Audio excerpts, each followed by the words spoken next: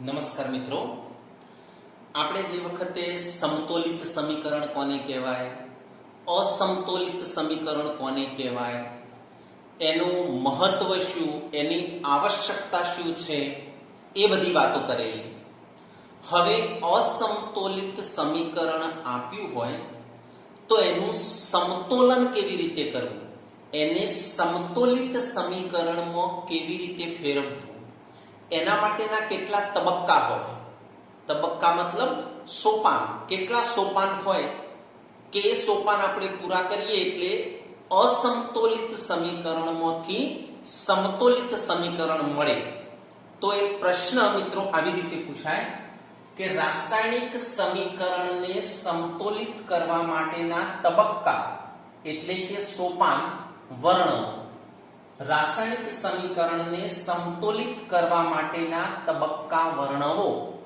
અથવા આપણને ઉદાહરણ આપ્યું હોય કે Fe plus H2O Fe3O4 plus H2, આ એક સમીકરણ આપણને આપ્યું છે.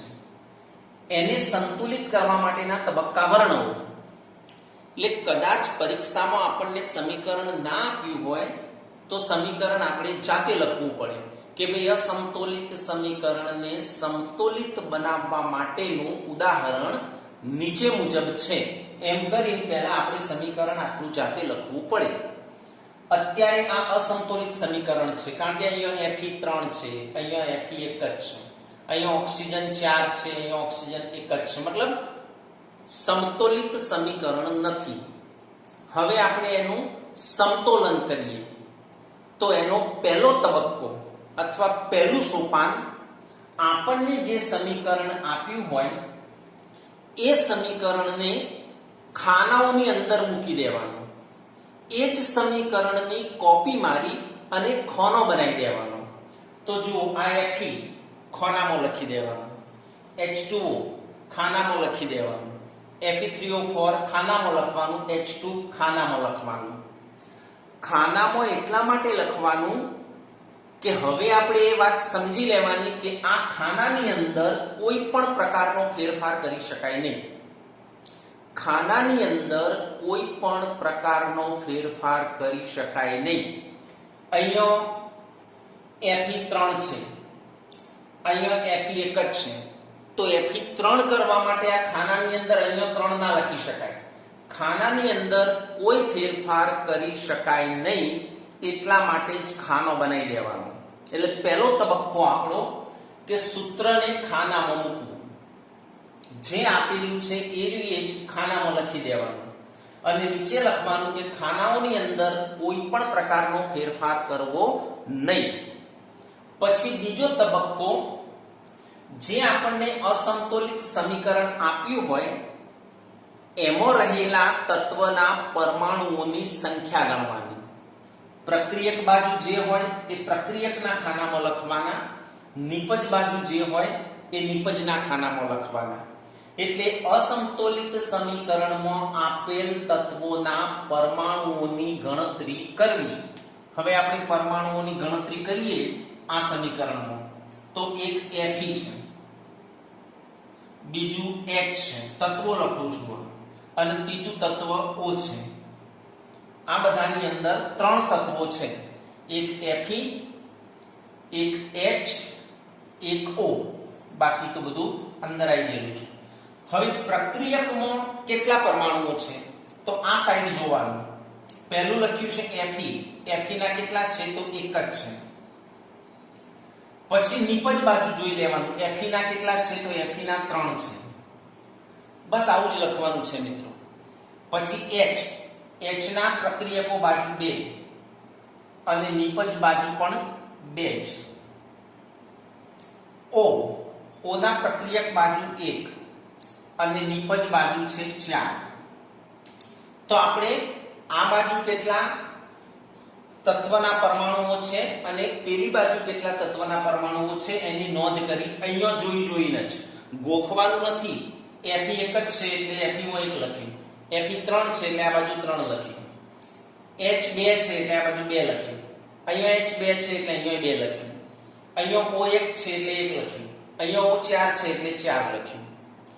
હવે ત્રીજા નંબરનો તબક્કો એવો છે કે જેના પરમાણુઓ સૌથી વધારે હોય એનું સૌથી પહેલા સંતુલન કરવાનું.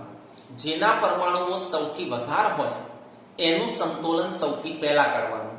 તો અહીંયા ઓક્સિજનના પરમાણુઓ સૌથી વધારે છે 4. તો સૌથી પહેલા ઓક્સિજનનું સંતુલન કરવાનું. ઓક્સિજનનું સંતુલન કરવા માટે અહીંયા 4 છે એટલે આની પાછળ અહીંયા 4 ના લખી શકાય. અહીંયા 4 છે એટલે અહીંયા 4 લખી શકાય નહીં, અથવા આવું પણ ના લખી શકાય કે H2O છે અને પછી અહીંયા 4 કરી દો, ના લખી શકાય. તો મિત્રો યાદ રાખો, સૌથી પહેલા જેના સૌથી વધારે પરમાણુઓ હોય એનું સંતુલન કરવાનું. તો ઓક્સિજનના સૌથી વધારે છે એટલે આપણે પહેલું આના સમીકરણ એમના એમ ઉતારી દેવાનું. જે ઉપર લખ્યું હોય એ જ સમીકરણ ઉતારી દેવાનું અને પછી આપણે મગજમાં વિચારવાનું કે મારે ઓક્સિજન વધારે છે એટલે ઓક્સિજનના પરમાણુઓ સરખા કરવા છે. તો જુઓ મિત્રો, અહીંયા 1 ઓક્સિજન, અહીંયા 4 ઓક્સિજન એટલે આના આગળ 4 મૂકી દેવાના. એકદમ સિમ્પલ. અહીંયા 4 ઓક્સિજન છે, અહીંયા 1 ઓક્સિજન છે, તો અહીંયા 4 કરવા પડે એટલે અહીંયા 4 લખી દેવાના. એ વાત પૂરી થઈ ગઈ. આવી જ રીતે બાકીના તત્વના પરમાણુઓનું સંતુલન પણ ક્રમ અનુસાર કરવાનું. આવી જ રીતે બાકીના તત્વના પરમાણુઓનું સંતુલન ક્રમ અનુસાર કરવાનું. તો આની વાત પતી ગઈ. હવે આપણે હાઇડ્રોજનનું સંતુલન કરીએ. તો અહીંયા લખીએ આપણે હાઇડ્રોજનનું સંતુલન આપણે કરવું છે. તો હાઇડ્રોજનનું સંતુલન કરવા માટે ઉપરનું જે સમીકરણ આવ્યું હોય એ તો એમના એમ જ લખવાનું નીચે. અહીંયા જે સમીકરણ તૈયાર થયું એ એમના એમ લખી દેવાનું. પહેલા અહીંયા જેવું છે એવું અહીંયા લખી દેવાનું. આ સમીકરણ અહીંથી જ લખ્યું છે, કોઈ ફેરફાર કરવાનો નથી અંદર. હવે આપણે વિચારવાનું કે હાઇડ્રોજન આપણે સરખા કરવા છે. તો હાઇડ્રોજન ગણવાના. આ બાજુ 4 દુ 8 હાઇડ્રોજન છે, 4 દુ 8 હાઇડ્રોજન. અહીંયા 2 જ છે તો અહીંયા 4 મૂકો એટલે 8 થઈ જાય. હાઇડ્રોજન અહીંયા 4 દુ 8 હતા, અહીંયા 2 જ હતા એટલે આગળ ચોગડો મૂકો એટલે 8 હાઇડ્રોજન થઈ ગયા. હાઇડ્રોજનનું સંતુલન પૂરું. હવે બાકી રહ્યો Fe. તો આપણે Fe નું સંતુલન કરવું છે. તો ઉપરનું જે સમીકરણ હોય એ તો એમના એમ નીચે લખી દેવાનું. અહીંયા આ ઉપરનું જો પહેલેથી આ ઉપરનું તું એમના એમ લખીને ખૂણો બનાવ્યો, આ ઉપરનું તું એમના એમ લખી અને ઓક્સિજનનું સંતુલન કર્યું. પછી આ તું એમના એમ અહીંયા લખવાનું અને હાઇડ્રોજનનું સંતુલન કર્યું. હવે અહીંયા છે ને એમના એમ અહીંયા લખવાનું અને Fe નું સંતુલન કરવાનું. અહીંયા Fe 1 છે, અહીંયા Fe 3 છે. તો અહીંયા Fe 3 છે એટલે આના આગળ 3 મૂકી દો એટલે આ બાજુ પણ 3 Fe થઈ જાય. બધાનું સંતુલન અહીંયા પૂરું થઈ ગયું. આ બાજુ વાળાનું છે એટલે આને અહીંયા ધ્યાનમાં નથી લેવાનું. બધાનું સંતુલન થઈ ગયા પછી સંતુલન થયેલું છે એવો આપણને ખ્યાલ આવે એ માટે સમતોલિત સમીકરણની ખરાઈ કરવા માટે સમીકરણની બંને તરફ રહેલા દરેક તત્વના પરમાણુઓની સંખ્યા ગણવી. એટલે અહીંયા ગણીતી એવી રીતે હવે ફરીથી ગણી લેવાની. સંતુલન થયું છે કે નહીં આપણને ખબર પડે એટલે સમતોલિત સમીકરણ આજે છેલ્લું આવ્યું છે કે નહીં તેની ખરાઈ કરવા માટે સમીકરણની બંને તરફ રહેલા દરેક તત્વના પરમાણુઓની ગણતરી કરી લેવાની. આના જ ખૂણું Fe, H અને O. હવે Fe કેટલા છે અહીંયા જોઈ લેવાના. તો પ્રક્રિયકો બાજુ Fe 3 છે, નિપજ બાજુ Fe કેટલા છે તો Fe 3 જ છે. પછી આપણે H ની વાત કરીએ તો આ બાજુ H કેટલા છે 4 દુ 8, પેલી બાજુ H કેટલા છે તો 4 દુ 8. હવે O, તો O કેટલા છે આગળ ચોગડો છે એટલે આ 4 O કહેવાય એટલે O 4 છે. અહીંયા O 4 છે એટલે જો મિત્રો આપણને સંતુલન દેખાય છે કે આ બાજુ Fe ના 3 હતા, પેલી બાજુ પણ Fe ના 3 જ છે. O ના 8, H ના 8 હતા, પેલી બાજુ પણ 8 છે. O ના પ્રક્રિયકો બાજુ 4, નિપજ બાજુ 4. એટલે હવે આપણને ખ્યાલ આવી ગયો કે આપણું સમીકરણ સમતોલિત થઈ ગયું છે. હવે આગળ સોપાન 6 મતલબ તબક્કો છઠ્ઠો. હવે શું કરવાનું? તો આ જે સમીકરણ આપણે લખ્યું હોય એની અંદર પ્રક્રિયકો અથવા નિપજોની ભૌતિક અવસ્થા દર્શાવવાની. પ્રક્રિયકો કે નિપજોની ભૌતિક અવસ્થા દર્શાવવાની. ભૌતિક અવસ્થા મતલબ ઘન, પ્રવાહી, વાયુ કે જલીય દ્રાવણ. તો એ કેવી રીતે દર્શાવવાની? તો આપણે ઘન માટે S લખવાનું, સોલિડ. ઘન માટે S લખવાનો, સોલિડ કહેવાય. પ્રવાહી માટે L લખવાનો, લિક્વિડ. વાયુ માટે G લખવાનો, ગેસ. અને જલીય દ્રાવણ માટે, જલીય દ્રાવણ એને એક્વિયસ કહેવાય એટલે એક્યુ લખવાનું. ભૌતિક અવસ્થા મતલબ ઘન માટે S લખવાનો, પ્રવાહી માટે L લખવાનો, સોલિડ એટલે ઘન, લિક્વિડ એટલે પ્રવાહી, વાયુ માટે ગેસ એટલે G લખવાનો, અને જલીય દ્રાવણ માટે એક્વિયસ કહેવાય એટલે એક્યુ લખવાનો. હવે આપણા સમીકરણમાં આપણે લખી જોઈએ. સમીકરણ સંતુલિત તો થઈ ગયું છે એટલે હવે ખાનો ના બનાવીએ તો ચાલે. આના સમીકરણ જે છેલ્લું આવ્યું હતું એ એમના એમ લખ્યું. અહીંયા મેં ખાનો બનાવ્યો નથી કારણ કે એ સંતુલન પૂરું થઈ ગયું છે. બનાવો તો વાંધો નહીં, પણ સંતુલિત થઈ ગયા પછી ખાનોની જરૂર નથી. તો આપણા સમીકરણમાં જે Fe હતો એ ઘન હતો એટલે એના નીચે S લખવાનું, સોલિડ. આ જ સમીકરણ છે. આ જ Fe ના નીચે સોલિડ. પછી આ પ્રક્રિયામાં જે પાણી હતું એ ગેસ સ્વરૂપે હતું એટલે ત્યાં G લખવાનું. Fe3O4 સોલિડ, ઘન છે એટલા માટે, અને હાઇડ્રોજન H2 એ વાયુ છે એટલે આના પાછળ G લખવાનું. એટલે આ જ સમીકરણની અંદર Fe ઘન સ્વરૂપે છે એટલે S લખવાનો, એટલે અહીંયા S લખ્યું. H2O આ પ્રક્રિયામાં વાયુ સ્વરૂપે છે એટલે G લખવાનું. Fe3O4 ઘન સ્વરૂપે છે એટલે S લખવાનું. હાઇડ્રોજન વાયુ સ્વરૂપે છે એટલે G લખવાનું. હવે એક છેલ્લી વાત કે અમુક સમીકરણોની અંદર પ્રક્રિયા દરમિયાન તાપમાન, દબાણ કે ઉદ્દીપક એવી પરિસ્થિતિ દર્શાવવામાં આવે છે.